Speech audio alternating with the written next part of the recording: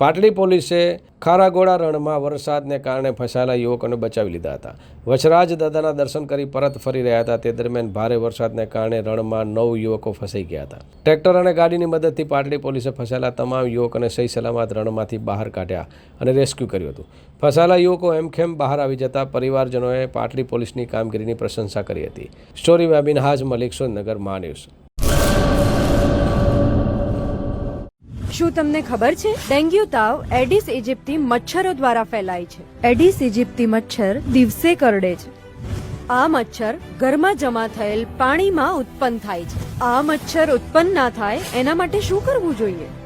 દર રવિવારે માત્ર 10 મિનિટ ફાળવીએ અને મચ્છરોને ઉત્પન્ન થતા અટકાવીએ. આપણા ઘરની અંદર તેમજ આસપાસના 10 મીટરના વિસ્તારમાં રહેલા ઉપયોગમાં લેવાતા પાણીના પાત્રોને હવાચુસ્ત ઢાંકણથી બંધ કરીએ. જેની જરૂર ના હોય એવા બિનઉપયોગી સંગ્રહ કરેલા પાણીનો નિકાલ કરીએ.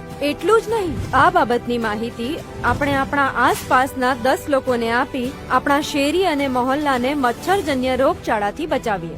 આપણા પરિવાર માટે 10 મિનિટ ફાળવીએ. મચ્છરોની ઉત્પત્તિ અટકાવી મચ્છરજન્ય રોગોથી બચીએ. આરોગ્ય અને પરિવાર કલ્યાણ વિભાગ, ગુજરાત સરકાર દ્વારા જનહિતમાં જારી.